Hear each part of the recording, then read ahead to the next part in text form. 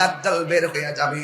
এই দাজ্জাল বের হইয়া তোমার কাছে আইসা বলবে কি জানোনি, তাকায়া দেখো আমার বাম হাতে জাহান্নাম, তাকায়া দেখো আমার হাতে জান্নাত। এমন ভাবে জান্নাত জাহান্নাম, কাল্পনিক জান্নাত জাহান্নাম লইয়া তোমার কাছে আইব। এই দাজ্জালের একটা চোখ কানা থাকবে, সে আইসা তোমার ডাক দিয়া বলবে, এ আল্লাহর বান্দা, আমি তোর আল্লাহ, আমার তুই আল্লাহ মান। বেঈমানরা বলবে মানবো মানবো, না মানলে কিন্তু কাইটটা ফালামু, আগুনের মধ্যে ফালাই দিমু। বেঈমানরা তারে আল্লাহ মানাইয়া আল্লাহ মাইনা প্রান্ত হয়ে যাবে, আল্লাহ মাইনা বেঈমান হয়ে যাবে। কিন্তু ইমানদারের সামনে যখন আমার নবী আপনার নবী বলেন, ওই দিন দাজ্জালের মোকাবেলা, ইয়াজুজ মাজুজের মোকাবেলা টাকা দিয়ে করা যাবে না, পয়সা দিয়ে করা যাবে না, সম্পদ দিয়ে করা যাবে না। ওই দিন দাজ্জালের মোকাবেলা হবে একমাত্র ঈমান দিয়া। জোরে জোরে কন্যা সুবহানাল্লাহ। একমাত্র দাজ্জালের মোকাবেলা হবে ঈমান দিয়া রে। এবার ঈমানদারের সামনে দাজ্জাল আসবে, আয়েশা বলবে আমার আল্লাহ মান। ঈমানদার বলবে মানতাম না। কয় আমি তোর আল্লাহ। কয় না তুই কানা। আমার আল্লাহ কোনদিন কানা হইতে পারে না, আমি তোরে মানতাম না। কয় কেন? তুই কাফের। কয় চিনলে কেমনে? কয় আমার আমার চোখ দিয়া চিনছি। কয় কেমনে? কয় তোমার কপালের মধ্যে 3টা আরবি লেখা আছে, একটা হলো কাফ, আরেকটা হলো ফা, আরেকটা হলো র। তোমার হলো কাফের, তোমার কাছে জীবন দেওয়া যায় কিন্তু ঈমান দেওয়া যায় না। এরপরে আমার নবী কয় যে এই সমস্ত ঈমানদাররা দাজ্জালকে আল্লাহ মানবে না, এদেরকে আগুনে ফালাইয়া পুড়াইয়া ফেলবে, এদেরকে দাও দিয়া কাইটা ফালাইব। এক সাহাবী ডাক দিয়া কয়, ইয়া রাসূলুল্লাহ, নবী গো, ও মায়ার নবীজি, সে যদি আমাদেরকে আগুনের মধ্যে ফালাইয়া দেয় তাইলে আমরা কত কষ্ট পাবো। আমার নবী বলে, না রে না, মনে আসেনি ইব্রাহিম নবীর কথা, নমরুদ তারা আগুনে ফালাইছে, আমার আল্লাহ যেমন করে ফুলের বাগান বানাইয়া দিছে, দাজ্জাল যদিও তোমাদেরকে আগুনে ফালাইয়া দিব, না রে না, তোমরা ওই আগুনের ভিতরে ফরবা, ঠিক আছে। পৃথিবীর দক্ষিণ পাশ থেকে একটা হাওয়া আসবে, তোমাদের বগলের নিচে লাগবে, বগলের নিচে রাখার সাথে সাথে তোমরা আগুনে পড়বা না, তোমাদের জন্য আগুনটা ফুলের বাগান হয়ে যাবে। আর পৃথিবীর এক প্রান্ত থেকে যে হাওয়া আইসা বগলের নিচে লাগবো, ওই মুহূর্তে আমার আল্লাহ আজরাইলে ফাটাইয়া তোমার জান কবজ ফিরে বালাইব। জোরে জোরে আল্লাহু আকবার। এই জন্য আমার ওয়াজটা কিন্তু অনেক বড়। এরপর আমি ছোট ছোট করে আমার বিষয়টা ক্লিয়ার করে দিয়ে যাই। পাতলামি করে না, অন্য কোন দিকে কান দিবেন না, দুনিয়াদারি চিন্তা করবেন না। কুল্লু মান আলাইহা ফান ওয়া ইয়াবকা ওয়াজহু রাব্বিকা যুল জালালি ওয়াল ইকরাম। সব শেষ হয়ে যাবে, এই হলো বড় আলামত। এখন বলবেন হুজুর দাজ্জাল কি হবে? এই দাজ্জাল পরাজিত হবে। 2টা কারিশমা দুনিয়াতে নেমে আসবে। একটা কারিশমার নাম হযরতে ঈসা রুহুল্লাহ। সোহাগ এইচডি মিডিয়া, সত্য প্রচারে আপোষহীন। মুহাম্মাদুর রাসূলুল্লাহ সাল্লাল্লাহু আলাইহি ওয়াসাল্লাম। জোরে জোরে কোন আলহামদুলিল্লাহ। আমাকে বিষয় দিয়েছেন সূরা জিলজালের তাফসীর করার জন্য। পবিত্র কোরআনের সূরাগুলি 2 ভাগে বিভক্ত। এক ভাগ হলো মক্কায় নাজিল হয়েছে, আরেক ভাগ মদিনায় নাজিল হয়েছে। আমার যে সূরাটা দিয়েছেন এই সূরাটা মদিনায় নাজিল হয়েছে। জোরে জোরে বলেন না সুবহানাল্লাহ। এই সূরার মধ্যে আয়াত সংখ্যা 8টি, শব্দ সংখ্যা 36টি, বর্ণ সংখ্যা 156টি। জোরে জোরে বলেন না সুবহানাল্লাহ। 99 নম্বর সূরা। এই সূরার নাম হলো সূরা জিলজাল। জালজালা জালজালা জালজালা জালজালা বুঝেননি? কম্পন কম্পন, এমন কম্পন শুরু হইব আইতাছে। জোরে কোন মারহাবা কোন। তাফসীর তো এইজন্য বাইঙ্গা কোন লাগে, নাইলে বাংলাম নইলে। আমার যুবক ভাইয়েরা, রাত্র 12টা 5 মিনিট হয়ে গেছে। স্টেজের মধ্যে বসলাম প্রায় 25 মিনিট হয়ে গেছে। Time and time wait for none. সময় এবং স্রোত কাহার জন্য অপেক্ষা করে না, সময় এবং স্রোত কাহার জন্য অপেক্ষা করে না। বন্ধুরে, আল ওয়াক্তু লা ইয়ানতাজিরু লি আহাদিন। সময় কাহার জন্য অপেক্ষা করে না। এই জন্য এই জীবনের পরিসমাপ্তি দুইটা পদ্ধতির মাধ্যমে ঘটবে। একটা পদ্ধতি হলো ব্যক্তিগত, আর একটা পদ্ধতি হলো সমষ্টিগত। ব্যক্তিগত পদ্ধতি হলো আজরাইল যখন আপনার সামনে আসবে আপনার জীবনের পরিসমাপ্তি হয়ে যাবে। আর সমষ্টিগত পদ্ধতি হলো যখন ইসরাফিল আলাইহিস সালাম সিংহা ফুৎকার মারবে, সব লন্ড বন্ড হয়ে যাবে, সব লন্ড বন্ড হয়ে যাবে। বন্ধু, এমন একটা সূরা আমার দিয়েছেন, এই সূরার ওয়াজ করতে গেলে আপনাদের হৃদয়টা কম্পন হওয়া লাগবে। এই সময়টা কিন্তু ভালো সময় না রে। আল্লাহর হাবিব বলেন পৃথিবীতে এমন সময় আসবে এই সময়ের ভিতরে কিছু আলামত প্রকাশ হয়ে যাবে। ওই আলামত যখন পরিসমাপ্তির দিকে ধাবিত হবে, ওই মুহূর্তে ইসরাফিল আলাইহিস সালাম সিংহা ফুৎকার মারবে।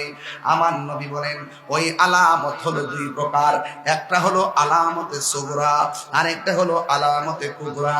বন্ধুরি সুগরা কি?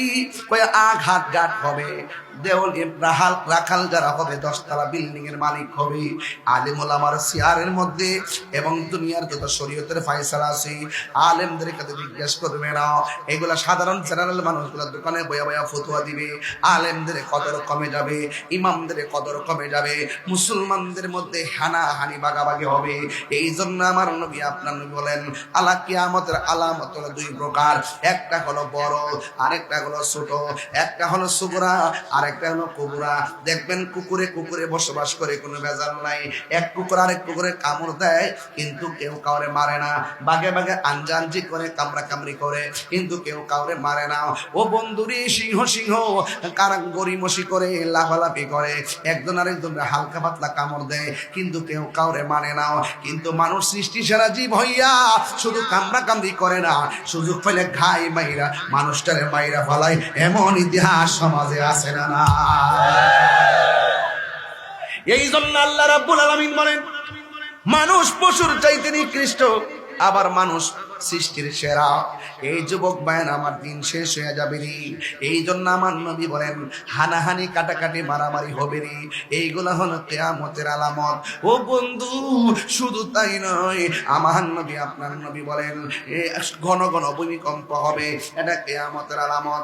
ঘন ঘন ঘূর্ণিঝড় হবে, এটা কিয়ামতের আলামত। খুন বেড়ে যাবে, তুচ্ছ ঘটনাকে কেন্দ্র করে মানুষ মানুষকে মেরে ফেলবে, এটা হলো কিয়ামতের আলামত। শুধুমাত্র তাই নয় রে বাবা, ও খাটলার বাবা, শুধুমাত্র তাই নয়, আমার নবী কিয়ামতের আলামত বর্ণনা করতে যাইয়া আমার নবী বলেন এমন একটা সময় আসবে বাজারে পুরুষের চাইতে মহিলার সংখ্যা বেড়ে যাবে।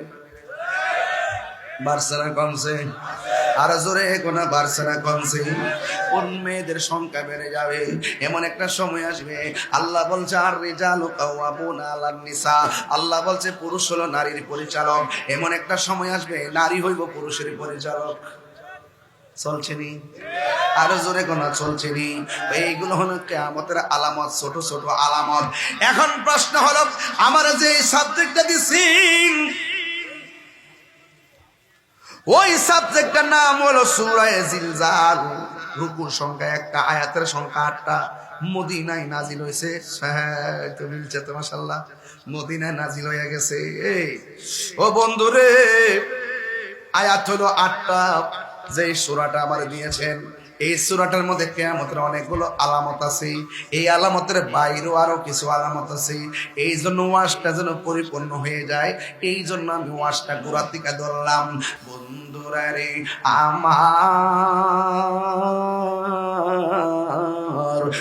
আমার খাটলার বাবারা নীরব থাকা লাগবে, কারণ একটার সময় ওয়াজটা বন্ধ করে দিব যেন সবাই বাড়ির যায় ঘুমাইতাম পারি। কিন্তু একটা কথা মনে রাখবেন, একটা বুঝি না, দুইটা বুঝি না, 1 ঘন্টা বুঝি না, 10 ঘন্টা বুঝি না, 10টা সেকেন্ড চলে গেলে যেমন ফিরে আসবে না, 1 ঘন্টা চলে গেলেও আর ফিরে আসবে না।